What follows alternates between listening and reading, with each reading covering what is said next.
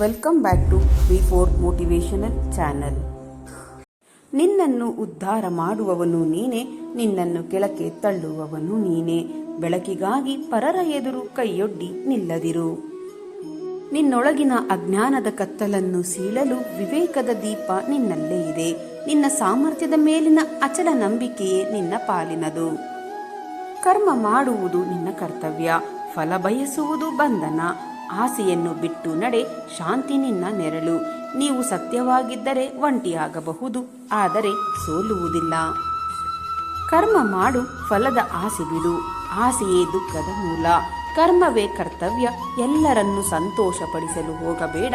ನಿನ್ನ ಧರ್ಮ ಕಾಪಾಡು. ಬದಲಾವಣೆ ಪ್ರಕೃತಿಯ ನಿಯಮ, ಅದನ್ನು ಒಪ್ಪಿಕೊಂಡವನು ಶಕ್ತಿಶಾಲಿ. ಯಾರು ಕ್ಷಣ ಮಾತ್ರದಲ್ಲಿ ಈ ಜಗತ್ತಿನಲ್ಲಿ ಉದಯಿಸಲಾರರು. ಸೂರ್ಯನಿಗೂ ಸ್ವಲ್ಪ ಸಮಯ ಬೇಕು. ಪೂರ್ವ ತಯಾರಿ ಸರಿಯಾಗಿರಲಿ. ನೀವು ಏನನ್ನು ಸಾಧಿಸಲು ಬಯಸುತ್ತೀರೋ ಅದರ ಹಿಂದೆ ಹೋಗಿರಿ. ಪ್ರೀತಿ ಮತ್ತು ಸಾವನ್ನು ಹುಡುಕಬೇಡಿ. ಸಮಯ ಬಂದಾಗ ಅವು ನಿಮ್ಮನ್ನು ಹುಡುಕಿಕೊಂಡು ಬಂದೇ ಬರುತ್ತದೆ. ಶತ್ರು ಹೊರಗಿಲ್ಲ, ನಿನ್ನ ಒಳಗಿನ ಭಯವೇ ನಿಜವಾದ ಶತ್ರು. ನಿನ್ನ ಮೇಲೆ ನಿನಗೆ ನಂಬಿಕೆ ಇದ್ದರೆ ಜಗತ್ತೇ ನಿನ್ನ ಜೊತೆಯಾಗಿ ಇರುತ್ತದೆ. ಸೋಲು ಅಂತಿಮವಲ್ಲ, ಅದು ಗೆಲುವಿನ ಮೊದಲ ಪಾಠ. ಅವರು ಕತೆಗಳನ್ನು ಕೇಳಿರಬಹುದು, ಆದರೆ ನಿಮ್ಮ ಹೃದಯದಲ್ಲಿ ನೀವು ಏನನ್ನು ಅನುಭವಿಸಿದ್ದೀರಿ ಎಂದು ಅವರು ಅನುಭವಿಸಿರುವುದಿಲ್ಲ. ಇತರ ಜನರಿಗಾಗಿ ನಿಮ್ಮನ್ನು ಬದಲಾಯಿಸಿಕೊಳ್ಳಬೇಡಿ.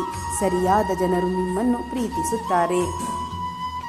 ಒಂದು ಯಾವಾಗಲೂ ನೆನಪಿಡಿ, ನಿಮ್ಮನ್ನು ನಿರ್ಣಯಿಸುವ ಹಕ್ಕು ಯಾರಿಗೂ ಇಲ್ಲ. ಯಾಕೆಂದರೆ ನೀವು ಏನನ್ನು ಅನುಭವಿಸಿದ್ದೀರಿ ಎಂಬುದು ಯಾರಿಗೂ ತಿಳಿದಿಲ್ಲ. ದೇಹವನ್ನು ಹಾಳು ಮಾಡುವ ಆಹಾರವನ್ನು, ಮನಸ್ಸನ್ನು ಹಾಳು ಮಾಡುವ ಆಲೋಚನೆಗಳು ಮತ್ತು ಮನಸ್ಥಿತಿಯನ್ನು ಹಾಳು ಮಾಡುವ ಜನರಿಂದ ಯಾವಾಗಲೂ ದೂರವಿರಬೇಕು. ಅತಿಯಾದ ಆಸೆ ಮತ್ತು ಸಿಟ್ಟು ವಿನಾಶಕ್ಕೆ ದಾರಿ. ಕಾಮ, ಕ್ರೋಧ ಮತ್ತು ಲೋಭ ಇವು ನರಕದ 3 ಬಾಗಿಲುಗಳು. ಶ್ರೀಕೃಷ್ಣ ಹೇಳುತ್ತಾನೆ, ಇವು ಮನುಷ್ಯನ ವಿವೇಚನಾ ಶಕ್ತಿಯನ್ನು ನಾಶ ಮಾಡುತ್ತವೆ ಎಂದು. ಇವುಗಳಿಂದ ದೂರವಿದ್ದಷ್ಟು ಜೀವನ ಶಾಂತವಾಗಿರುತ್ತದೆ. ಮನಸ್ಸು ಗೆದ್ದವನು ಜಗತ್ತನ್ನೇ ಗೆದ್ದವನಾಗುತ್ತಾನೆ. ಆಂತರಿಕ ಅಶಾಂತಿ ಭಯಾನಕ ಶಾಂತಿ. ಮನಸ್ಸಿನಲ್ಲಿ ಜ್ಞಾನ ಬೆಳೆಯುತ್ತದೆ. ಜ್ಞಾನದಿಂದ ಜೀವನ ಸರಳವಾಗುತ್ತದೆ. ಸಮುದ್ರಕ್ಕೆ ನದಿಗಳು ಬಂದು ಸೇರುತ್ತಿದ್ದರೂ ಸಮುದ್ರವು ಹೇಗೆ ಸ್ಥಿರವಾಗಿರುತ್ತದೆಯೋ ಹಾಗೆಯೇ ಜೀವನದ ಏರಿಳಿತಗಳ ನಡುವೆ ಸ್ಥಿರವಾಗಿರುವವನು ನಿಜವಾದ ಶಾಂತಿಯನ್ನು ಪಡೆಯುತ್ತಾನೆ. ನೀವು ಯಶಸ್ಸು ಸಾಧಿಸಿದರೆ ಅದು ನಿಮ್ಮನ್ನು ಪ್ರೋತ್ಸಾಹಿಸುತ್ತದೆ, ಆದರೆ ನೀವು ಸೋತರೆ ಅದು ನಿಮ್ಮನ್ನು ಸ್ಫೂರ್ತಿದಾಯಕವಾಗಿಸುತ್ತದೆ. ಎಲ್ಲವನ್ನು ಭಗವಂತನಿಗೆ ಅರ್ಪಿಸಿ ನಿನ್ನ ಕೆಲಸ ನೀನು ಮಾಡು. ಭಯದ ಆತಂಕ, ಅಹಂಕಾರವನ್ನು ಬಿಡು. ಯಾವಾಗ ನೀನು ನಾನು ಮಾಡುತ್ತಿದ್ದೇನೆ ಎಂಬ ಭಾವ ಬಿಟ್ಟು ಅವನು ಮಾಡುತ್ತಿದ್ದಾನೆ ಎಂದು ನಂಬುತ್ತೀಯೋ ಆಗ ನಿನ್ನ ಜೀವನದ ಭಾರ ಹಗುರವಾಗುತ್ತದೆ. ನಮ್ಮ ಮನಸ್ಸು ಇತರರಿಗೆ ಒಳ್ಳೆಯದನ್ನು ಯೋಚಿಸಲು ಪ್ರಾರಂಭಿಸಿದ ಕ್ಷಣ ನಮ್ಮ ಜೀವನದಲ್ಲಿ ಶಾಂತಿ ಶಾಶ್ವತವಾಗಲು ಪ್ರಾರಂಭಿಸುತ್ತದೆ. ಸತ್ಯವನ್ನು ಸಾಬೀತುಪಡಿಸಲು ಯಾವುದನ್ನು ಒತ್ತಾಯಿಸುವ ಅಗತ್ಯವಿಲ್ಲ. ಯಾಕೆಂದರೆ ಸತ್ಯವು ಸರಿಯಾದ ಸಮಯದಲ್ಲಿ ಸ್ವತಃ ಸಾಬೀತಾಗುತ್ತದೆ. ಪ್ರಯತ್ನವೇ ಗೆಲುವಿನ ಮೊದಲ ಹೆಜ್ಜೆ. ನಿನ್ನನ್ನು ನೋಯಿಸಿದವರಿಗೂ ಕ್ಷಮೆ ಮಾಡು. ಅದು ಅವರಿಗಾಗಿ ಅಲ್ಲ, ನಿನ್ನ ಶಾಂತಿಗಾಗಿ. ಮನಸ್ಸು ಶತ್ರುವಾಗಬಹುದು, ಮನಸ್ಸೇ ಮಿತ್ರನಾಗಬಹುದು. ನೀನು ಯಾವ ದಿಕ್ಕು ತೋರಿಸುತ್ತೀಯೋ ಅದೇ ನಿನ್ನ ಗತಿ. ಸ್ನೇಹಿತರೆ, ಬೇರೆಯವರಿಗೆ ನಮ್ಮನ್ನು ಹೋಲಿಸಿಕೊಳ್ಳುವುದು ನಮಗೆ ನಾವೇ ಮಾಡಿಕೊಂಡ ಅವಮಾನ. ನಮ್ಮದೇ ವ್ಯಕ್ತಿತ್ವ ರೂಪಿಸಿಕೊಂಡು ಇತರರಿಗೆ ಪ್ರೇರಣೆಯಾಗಲು ಯತ್ನಿಸಬೇಕು. ಕೋಪದಲ್ಲಿ ಒಂದು ಕ್ಷಣ ತಾಳ್ಮೆ ವಹಿಸಿದರೆ ಸಾಕು, ಅದು ದುಃಖದ 100 ದಿನಗಳಿಂದ ನಿಮ್ಮನ್ನು ಪಾರು ಮಾಡುತ್ತದೆ. ಅಹಂಕಾರದಿಂದ ತುಂಬಿರುವವರು ಇತರರನ್ನು ಅವಮಾನಿಸುವುದರಲ್ಲಿ ಸಂತೋಷ ಪಡುತ್ತಾರೆ. ಸಂಸ್ಕಾರದಿಂದ ತುಂಬಿದ ವ್ಯಕ್ತಿ ತಲೆಬಾಗಿ ಇತರರಿಗೆ ಗೌರವ ನೀಡುವುದರಲ್ಲಿ ಸಂತೋಷ ಪಡುತ್ತಾನೆ. ಎಲ್ಲರನ್ನೂ ಏಕರೂಪದಲ್ಲಿ ನೋಡುವುದು ಸಮದೃಷ್ಟಿ ಅಲ್ಲ.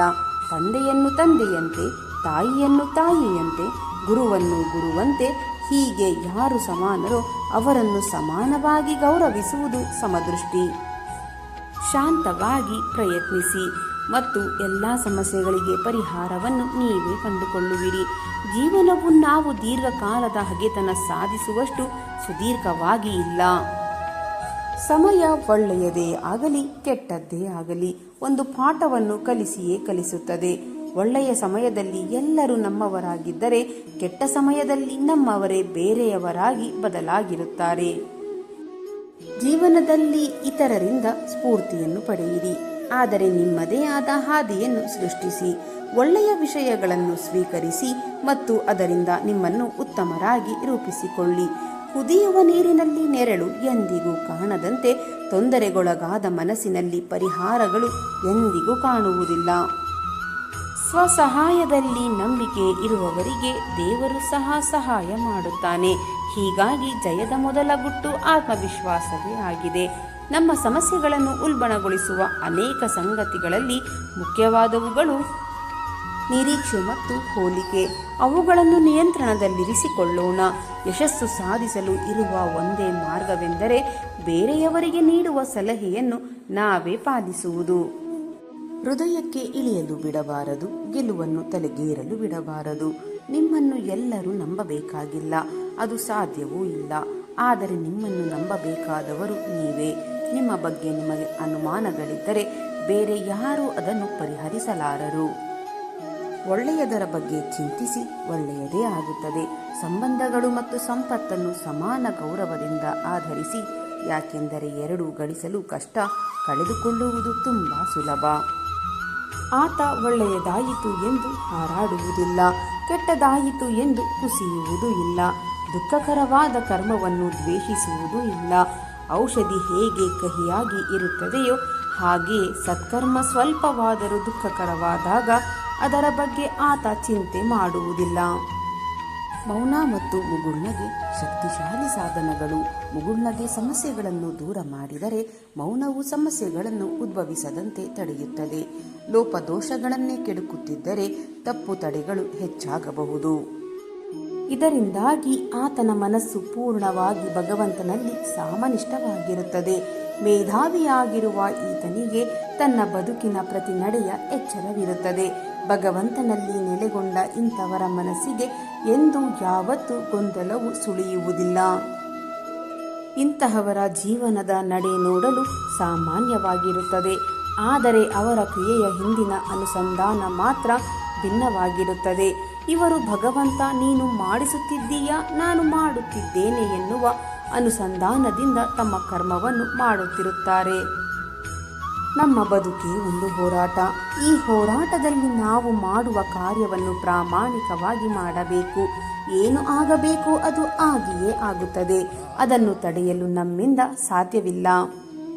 ನಮ್ಮ ಬಳಿ ಸಾಧ್ಯವಿಲ್ಲ ಎನ್ನುವುದು ಯಾವುದೂ ಇಲ್ಲ. ಮನಸ್ಸು ಅಂಜುತ್ತದೆ, ಅಷ್ಟೇ ಧೈರ್ಯ ಮಾಡಿ ಮುಂದೆ ಸಾಗಿ. ಗೆದ್ದರೆ ಇನ್ನೊಬ್ಬರಿಗೆ ಪಾಠ ಹೇಳಿಕೊಡಬಹುದು, ಸೋತರೆ ನಾವೇ ಪಾಠ ಕಲಿಯಬಹುದು. ಬದಲಾವಣೆಗೆ ಹೊಂದಿಕೊಳ್ಳುವ ಸಾಮರ್ಥ್ಯವೇ ಬುದ್ಧಿವಂತಿಕೆ. ಯಾರು ಎಷ್ಟು ಬೇಗ ಹೊಸ ಪರಿಸ್ಥಿತಿಗಳಿಗೆ ಒಕ್ಕಿಕೊಳ್ಳುತ್ತಾರೋ ಅಷ್ಟೇ ಯಶಸ್ಸನ್ನು ತಮ್ಮದಾಗಿಸಿಕೊಳ್ಳುತ್ತಾರೆ.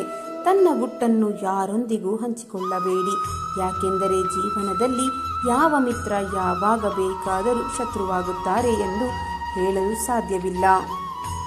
ಸ್ನೇಹಿತರೆ, ಒಳ್ಳೆಯ ವಿಷಯಗಳನ್ನು ಎಲ್ಲ ಕಡೆಯಿಂದ ಸ್ವೀಕರಿಸಬೇಕು. ನಾವು ಎಷ್ಟು ಒಳ್ಳೆಯ ವಿಷಯ ಸಂಗತಿಗಳನ್ನು ರೂಢಿಸಿಕೊಳ್ಳುತ್ತೇವೋ ಅಷ್ಟು ನಮ್ಮೊಳಗೆ ಅದ್ಭುತ ಪರಿವರ್ತನೆಯಾಗುತ್ತದೆ. ಯಶಸ್ವಿಗೆ ಬೇರೆಯವರ ಸ್ಫೂರ್ತಿ ಕೂಡ ಬಹಳ ಮುಖ್ಯ. ನಿಮ್ಮ ಒಳ್ಳೆಯತನ ಸಾಬೀತುಪಡಿಸಲು ಪ್ರಯತ್ನಿಸಬೇಡಿ. ನಿಮ್ಮ ವ್ಯಕ್ತಿತ್ವ ವಿಶೇಷವಾಗಿದ್ದರೆ ಸಮಯವೇ ನಿಮ್ಮನ್ನು ಯೋಗ್ಯರನ್ನಾಗಿಸುತ್ತದೆ. ಭಗವಂತನನ್ನು ಕಾಣಲು ಇರುವ ಮೂಲ ಮಂತ್ರ ಭಕ್ತಿ. ಏಕನಿಷ್ಠೆಯಿಂದ ಭಗವಂತನನ್ನು ಅನನ್ಯವಾಗಿ ಭಕ್ತಿ ಮಾಡುವುದರಿಂದ ಆತನನ್ನು ಸೇರಲು ಸಾಧ್ಯ. ಸಾತ್ವಿಕ ತ್ಯಾಗಿಯ ಮನಸ್ಸು ಸತ್ವಗುಣದಲ್ಲಿ ತುಂಬಿರುತ್ತದೆ. ಅವನಿಗೆ ತಾಮಸರಾಜ ಚಿಂತೆಗಳೇ ಇರುವುದಿಲ್ಲ. ಬಲ ಜ್ಞಾನಗಳಿಂದ ಪರಿಪೂರ್ಣವಾದ ಭಗವಂತನಲ್ಲಿ ಎಲ್ಲವನ್ನು ಅರ್ಪಿಸಿ ಆತ ಕರ್ಮ ಮಾಡುತ್ತಿರುತ್ತಾನೆ. ನಾವು ಮಾಡಿದ ಹಿಂದಿನ ಯಾವುದೋ ಒಂದು ಕರ್ಮದಿಂದ ಇನ್ನೂ ಕೆಟ್ಟ ಪರಿಣಾಮಗಳು ಆಗುತ್ತಿದ್ದರೆ ಅಥವಾ ಹಿಂದೆ ಮಾಡಿದ ಇನ್ಯಾವುದೋ ಕರ್ಮದಿಂದ ಒಳ್ಳೆಯದು ಆಗುತ್ತಿದ್ದರೆ ಸಾತ್ವಿಕತೆಯಾಗಿ ಅದರ ಬಗ್ಗೆ ತಲೆಕೆಡಿಸಿಕೊಳ್ಳುವುದಿಲ್ಲ. ಪ್ರತಿದಿನ ವಿಶೇಷವಾಗದಿರಬಹುದು, ಆದರೆ ಪ್ರತಿದಿನ ನಿಮ್ಮನ್ನು ಸ್ವಲ್ಪ ಹೆಚ್ಚು ತಿಳುವಳಿಕೆ ಉಳ್ಳವರನ್ನಾಗಿ ಮಾಡುತ್ತದೆ. ನಿಮ್ಮೊಂದಿಗೆ ನೀವು ರಾಜಿ ಮಾಡಿಕೊಳ್ಳುವುದನ್ನು ನಿಲ್ಲಿಸಿದಾಗ ಜೀವನದಲ್ಲಿ ಅತ್ಯಂತ ಆಳವಾದ ಶಾಂತಿ ಸಿಗುತ್ತದೆ. ಇಂದು ಯಾರು ನಿಮ್ಮ ಹೋರಾಟವನ್ನು ಅರ್ಥ ಮಾಡಿಕೊಳ್ಳುತ್ತಿಲ್ಲವೋ ನಾಳೆ ಅವರೇ ನಿಮ್ಮ ಸ್ಥಿರತೆಯನ್ನು ನೋಡಿ ಬೆರಗಾಗುತ್ತಾರೆ. ಯಾವಾಗ ನೀವು ಹೋಲಿಕೆ ಮಾಡುವುದನ್ನು ಬಿಡುತ್ತೀರೋ ಆಗ ನಿಮ್ಮ ಪಯಣವು ಭಾರವಾಗದೆ ಒಂದು ಪಾಠವಾಗುತ್ತದೆ. ಪ್ರತಿಯೊಬ್ಬರ ನಿರೀಕ್ಷೆಗಳಿಂದ ನಿಮ್ಮನ್ನು ನೀವು ಮುಕ್ತಗೊಳಿಸಿಕೊಂಡಾಗ ಉಸಿರಾಡುವುದು ಎಷ್ಟು ನಿರಾಳವಾಗಿರುತ್ತದೆ ಎಂಬುದು ಮೊದಲ ಬಾರಿಗೆ ಅನುಭವಕ್ಕೆ ಬರುತ್ತದೆ. ದಾರಿ ಸುಲಭವಾಗಿರುತ್ತದೆ ಎಂದು ಜೀವನ ಎಂದು ಭರವಸೆಯನ್ನು ನೀಡುವುದಿಲ್ಲ, ಆದರೆ ಪರಿಸ್ಥಿತಿ ಇದ್ದರೂ ಹೇಗೆ ನಡೆಯಬೇಕು ಎಂಬುದನ್ನು ಖಂಡಿತ ಕಲಿಸುತ್ತದೆ. ಹಲವು ಬಾರಿ ನಿಮಗೆ ಸಿಗುವ ಮೌನವೇ ಗದ್ದಲದಿಂದ ದೂರ ಇರುವ ಸತ್ಯಗಳನ್ನು ನಿಮಗೆ ಪರಿಚಯಿಸುತ್ತದೆ. ಜೀವನದಲ್ಲಿ ಅತಿ ದೊಡ್ಡ ಬದಲಾವಣೆ ಹೊರಗಲ್ಲ, ಒಳಗಿನ ಆಲೋಚನೆಯಲ್ಲಿ ಬರುತ್ತದೆ ಮತ್ತು ಅದೇ ನಿಮ್ಮ ದಿಕ್ಕನ್ನು ಬದಲಾಯಿಸುತ್ತದೆ. ನೆನಪಿರಲಿ ಸ್ನೇಹಿತರೆ, ಜೀವನದಲ್ಲಿ ನಾವು ಅನುಭವಿಸುವ ನೋವೇ ನಮ್ಮನ್ನು ಬಲಿಷ್ಠರನ್ನಾಗಿ ಮಾಡುತ್ತದೆ. ಇತರರ ವಿಶ್ವಾಸ ಗಳಿಸಿಕೊಳ್ಳಬೇಕು ಎಂದರೆ ಮೊದಲು ನಮಗೆ ನಮ್ಮ ಮೇಲೆ ವಿಶ್ವಾಸವಿರಬೇಕು. ಅಧರ್ಮದಿಂದ ಶತ್ರು ಹಲವು ಬಾರಿ ಗೆಲ್ಲಬಹುದು, ಆದರೆ ಕರ್ಮ ಎದುರಾಗುವ ವೇಳೆ ಧರ್ಮ ಅವನನ್ನು ಸುಡಲು ಪ್ರಾರಂಭಿಸುತ್ತದೆ. ಯಾವಾಗ ನಿಮ್ಮ ನಿರ್ಧಾರಗಳ ಜವಾಬ್ದಾರಿಯನ್ನು ನೀವೇ ಹೊರಲು ಆರಂಭಿಸುತ್ತೀರೋ ಆಗ ಭಯ ನಿಮ್ಮನ್ನು ತಡೆಯುವ ಬದಲು ಎಚ್ಚರಿಸುತ್ತದೆ. ಎಲ್ಲ ಸಂಬಂಧಗಳು ಜೀವನ ಪೂರ್ತಿ ಜೊತೆ ನಡೆಯಲು ಇರುವುದಿಲ್ಲ. ಕೆಲವು ನಿಮ್ಮನ್ನು ಸರಿಯಾದ ತಿರುವಿನವರೆಗೆ ತಂದು ತಾವೇ ಹಿಂದೆ ಉಳಿಯುತ್ತವೆ. ಬೀಳಬೇಡಿ ಎಂದು ಜೀವನ ಕಲಿಸುವುದಿಲ್ಲ, ಬಿದ್ದ ಮೇಲೆ ಹೇಗೆ ಚೇತರಿಸಿಕೊಳ್ಳಬೇಕು ಎಂದು ಕಲಿಸುತ್ತದೆ. ಯಾವ ಸಮಯ ನಿಮ್ಮನ್ನು ದಣಿಸುತ್ತದೆಯೋ ಅದೇ ಸಮಯ ನಿಮ್ಮನ್ನು ಒಳಗಿನಿಂದ ಎಷ್ಟು ಗಟ್ಟಿಗೊಳಿಸುತ್ತದೆ ಎಂದರೆ ಮುಂದಿನ ಕಷ್ಟಗಳು ಚಿಕ್ಕದಾಗಿ ಕಾಣಲು ಆರಂಭಿಸುತ್ತವೆ. ನಿಮ್ಮ ಬಗ್ಗೆ ನಿಮಗೆ ಗೌರವ ಮೂಡಿದಾಗ ಇತರರ ಕಠೋರ ಮಾತುಗಳು ನಿಮಗೆ ಅಷ್ಟು ನೋವು ಕೊಡುವುದಿಲ್ಲ. ಜನರಿಲ್ಲದ ಮತ್ತು ಸುಲಭವಲ್ಲದ ದಾರಿಯೇ ಕೆಲವೊಮ್ಮೆ ಅತ್ಯಂತ ಸರಿಯಾದ ಮಾರ್ಗವಾಗಿರುತ್ತದೆ. ನಿಮ್ಮ ಒಳ್ಳೆಯತನವನ್ನು ಸಾಧಾರಣ ಎಂದು ಭಾವಿಸುವವರಿಗೆ ಆ ಒಳ್ಳೆಯತನವನ್ನು ಉಳಿಸಿಕೊಳ್ಳಲು ಎಷ್ಟು ಶಕ್ತಿ ಬೇಕು ಎಂಬುದು ತಿಳಿದಿರುವುದಿಲ್ಲ. ಕೆಲವೊಮ್ಮೆ ಪರಿಸ್ಥಿತಿಗಳು ನಿಮ್ಮನ್ನು ಗೊಂದಲಕ್ಕೆ ಸಿಲುಕಿಸುವುದು, ಏಕೆಂದರೆ ನೀವು ಬೇರೆಯವರ ಮೇಲಲ್ಲ ನಿಮ್ಮ ತಿಳುವಳಿಕೆಯ ಮೇಲೆ ನಂಬಿಕೆ ಇಡಲು ಕಲಿಯಲಿ ಎಂದು. ಯಾವಾಗ ನೀವು ಪ್ರತಿಯೊಂದು ಮಾತನ್ನು ಮನಸ್ಸಿಗೆ ಹಚ್ಚಿಕೊಳ್ಳುವುದನ್ನು ಬಿಡುತ್ತೀರೋ ಆಗ ಜೀವನದ ಹೊರೆ ಹಗುರವಾಗಲು ಶುರು ಮಾಡುತ್ತದೆ. ಇಂದು ನಿಮ್ಮ ಮೌನವನ್ನು ಅರ್ಥ ಮಾಡಿಕೊಳ್ಳದವರು ನಾಳೆ ನಿಮ್ಮ ಸ್ಥಿರತೆಯನ್ನು ನೋಡಿ ತಾವೇ ಮೌನವಾಗುತ್ತಾರೆ. ಪ್ರತಿದಿನ ಖುಷಿಯಾಗಿರುವುದು ಕಷ್ಟವಿರಬಹುದು, ಆದರೆ ಪ್ರತಿನಿತ್ಯ ಸತ್ಯವಂತರಾಗಿರುವುದನ್ನು ನಿಮ್ಮನ್ನು ಒಳಗಿನಿಂದ ಬಲವಾಗಿಸುತ್ತದೆ. ಸ್ನೇಹಿತರೆ, ಇಂದಿನ ಈ ನನ್ನ ವಿಡಿಯೋ ನಿಮ್ಮ ಮನಸ್ಸಿಗೆ ಸ್ವಲ್ಪವಾದರೂ ಪ್ರೇರಣೆ ನೀಡಿದ್ದರೆ ವಿಡಿಯೋಗೆ ಒಂದು ಲೈಕ್ ಮಾಡಿ, ಶೇರ್ ಮಾಡಿ. ನಿಮ್ಮ ಅಭಿಪ್ರಾಯವನ್ನು ಕಾಮೆಂಟ್ ಬಾಕ್ಸ್ನಲ್ಲಿ ಹಂಚಿಕೊಳ್ಳಿ.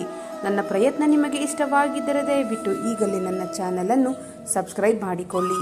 ಹಾಗೆಯೇ ಕೆಳಗೆ ಕಾಣುತ್ತಿರುವ ಹೈಪ್ ಬಟನ್ ಮೇಲೆ ಕ್ಲಿಕ್ ಮಾಡುವುದರ ಮೂಲಕ ನಿಮ್ಮ ಬೆಂಬಲ ನೀಡಿ. ನಿಮ್ಮ ಬೆಂಬಲವೇ ನನ್ನ ಶಕ್ತಿ. ಮತ್ತೆ ಮುಂದಿನ ವಿಡಿಯೋದಲ್ಲಿ ಇದೇ ರೀತಿಯ ಹೊಸ ಮೋಟಿವೇಶನಲ್ ಮಾಹಿತಿಯೊಂದಿಗೆ ಭೇಟಿಯಾಗೋಣ.